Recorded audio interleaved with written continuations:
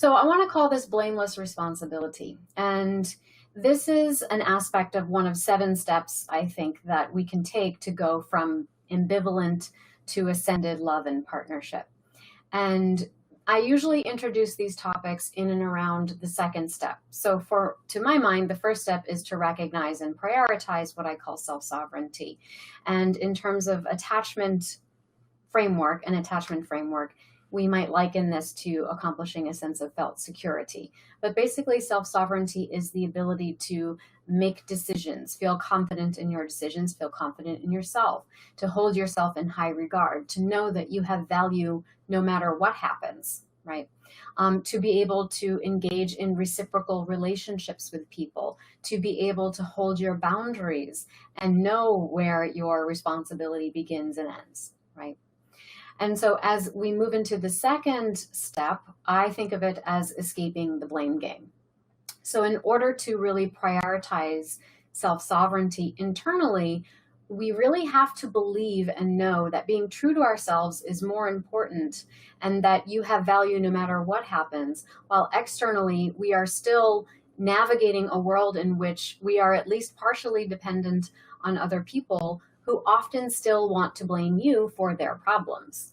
And so holding a position of self-sovereignty is a business of accepting responsibility for yourself as an active participant of a collective, while rejecting blame and any accompanying fear, guilt, or shame for what's not your fault, like inheriting crappy parents or being traumatized by circumstances that are not beyond your control, or that are beyond your control, and then assuming what is not beyond your control, right? So this also means that you are absolved of taking on responsibility for fixing or correcting what you view as maladaptive in others. But you can take steps to point it out and to hold them accountable, especially if their behaviors negatively impact you and others. So I used to have a social studies teacher who would say, your right to throw a fist stops an inch in front of the other guy's nose.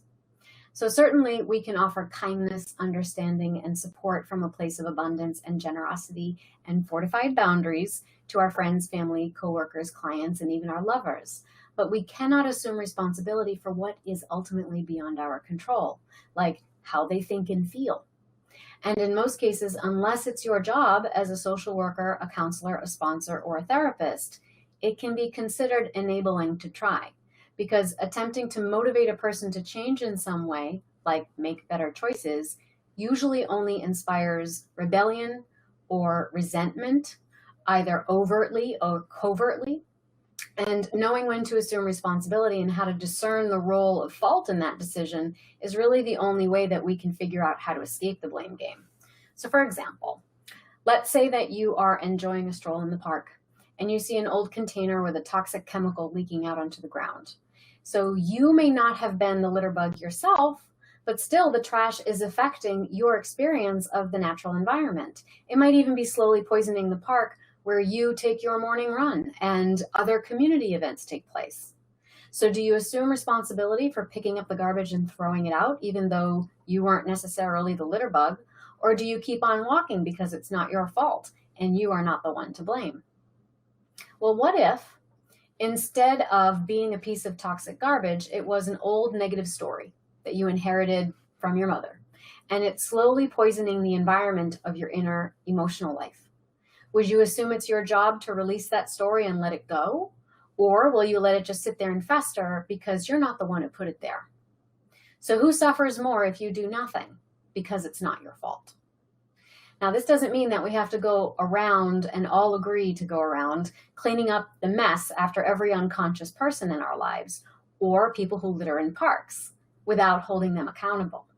But you get enough people willing to assume responsibility, whether or not it is their fault. And now we have a group of action takers that will implement strategies to prevent that thing from happening again.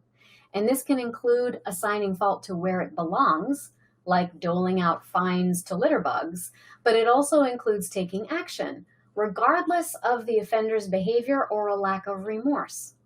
So perhaps signs are posted around the local neighborhood and a fundraiser raises enough money to employ someone to maintain the park regularly. Maybe once a year, the neighborhood hosts a festival in the park to celebrate Earth Day and raise awareness.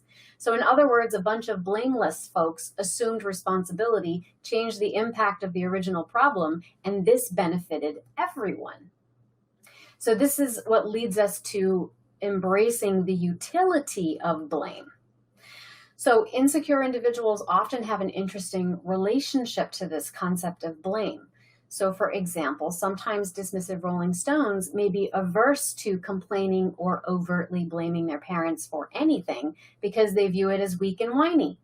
And they need to preserve an idealized version of their childhood to claim that the problems they may be facing are really not about them or their normal childhood. They're really about their partner or the failing chemistry in the relationship. So they avoid blaming their parents in order to justify blaming a partner, themselves, or some external circumstance, whether they vocalize it out loud or they're just holding it in their private thoughts. And so externally, they may seem like they're not a complainer because they detest that idea. And they feel so deeply averse to complainers because they would never allow themselves to complain at all. And so eventually they come to blame those complainers for making them feel annoyed. And they may also assume a rather blamey stance that complainers create their own problems and dismiss what might actually be a real problem in the collective or in the relationship. And this glosses over the repressed or denied painful and helpless experience that a Rolling Stone may have had of their needs being dismissed or manipulated as a child, to assume a developmental perspective. Now, open hearts, and sometimes spice of lifers, depending on how anxious they are more inclined towards conscious complaint, but they are also often compliant. And they won't risk upsetting their attachment figures too much because they don't want to risk abandonment. So if they think a complaint is going to upset a partner, they stuff it down and they try to figure out a way to make themselves more okay with the situation or to complain to friends, family, and everyone else but the person with whom they are discontent.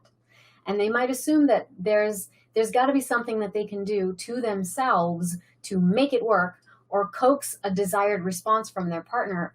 And that means that they are actually assuming a lot of power and responsibility, i.e. blame, for how things pan out. But usually this creates a pressure cooker and eventually they'll hit their limit and they'll explode, and it might look like, issuing some kind of ultimatum, which is really just the only way that they know how to express their needs. It's the only time they feel like they have permission to express their needs. And so still, taking on all the blame is more palatable because it creates the illusion that they have more control, okay? So this is where we find blame's utility. So the paradox of taking on too much blame is that it is the equal and the opposite side of blaming others for our problems. So when you blame people for making you miserable or happy, it's because you think that they have the power to make you miserable or happy. And conversely, if you believe that, you're likely to believe that you have the power to make them miserable or happy as well. And as a result, we become kind of grandiose with how much power and control we think we have, or how much power and control you think your partner has over you, for good or for bad. And inevitably, relationships become fraught with these power dynamics, and someone is always playing the role of victim or perpetrator. So the second thing I want to address is intention versus impact. So a lot of self-help books and gurus will suggest that you have to stop blaming other people for your problems in order to assume responsibility for your own healing. Well, based on what we've discussed so far, I hope you realize that this is context dependent. And where you are in your healing process is vitally important because that process will have developmental stages just like anything else, and you cannot jump ahead in your development or in your growth process without suffering the loss of something that will come back later to bite you in the ass. And any parentified child of a functional alcoholic who grows up too fast and becomes a professionally successful adult and suffers with an incurably crappy love life will corroborate this fact. So acknowledging context means acknowledging the paradoxical circumstance that we are all, as individuals, part of a collective consciousness and social system. And so sometimes if we have been victimized as individuals and we make noise about it, others are alerted to a pathological mechanism at work among the collective. And that means conscious awareness can be raised around it in order to find solutions. And this puts us in a better position to have greater command over the impact of our actions individually and collectively, which means individually, we now have more personal power, which means we have more free will around how we move through the world individually and collectively. Now, it's really important to note that with great power comes great responsibility, which is often why individuals prefer to ignore pathological mechanisms in the collective, because we don't like to assume responsibility, because we assume it must mean that we are accepting all the fault and blame. So you see why it's really important for us to be able to discern this? As a recourse, we fall back into the safety net of intention. I didn't intend to do it, therefore you can't be mad at me or blame me for it. And the thing is, this does not always fly. Well, I never intended to get drunk and kill that person, so I shouldn't have to go to jail. I never intended to hit you, you just made me so mad, and my own abuse history was stimulated. You can't hold that against me. Well, I didn't know that my behaviors were inherently and unconsciously racist. That wasn't my intention, so you shouldn't be upset with me, and I'm not responsible for taking action on it.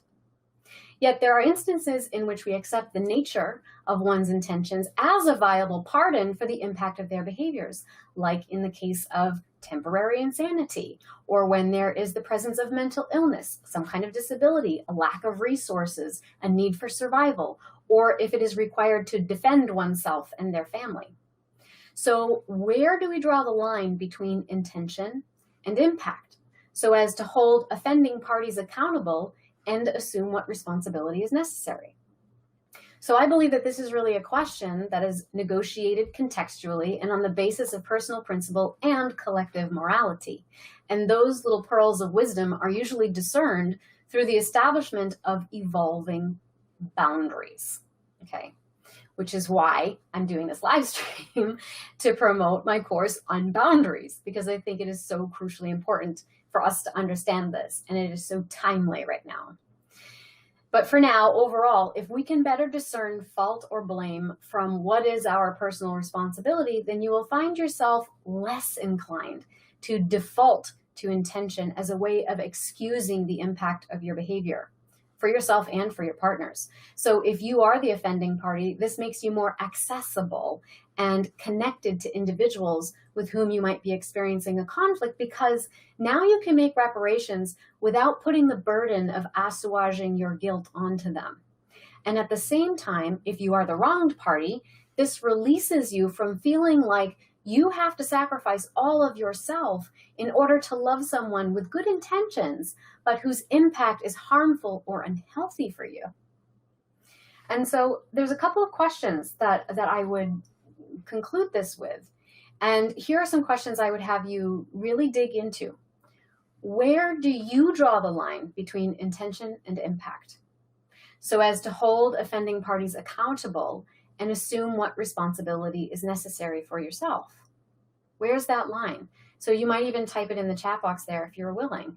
Where do you notice in your life, in your experience, it could be platonic relationships, it could be work relationships, it could be romantic relationships. Where do you notice that line getting really fuzzy for you? The line between intention and impact. Where do you find yourself feeling confused about that? A second question I might ask is, when is intention completely irrelevant to the impact of the offensive behavior, whatever it is? So in other words, when is it a total deal breaker no matter what the excuse is? Okay, do you know that? And another question I might offer here is, when is intention an important factor in considering the impact of offending behavior and how you respond to it? So in what circumstances is knowing the intention behind it going to mitigate the effect of that, right? So if you have any thoughts or reflections on that, I would love to see that in the chat here. And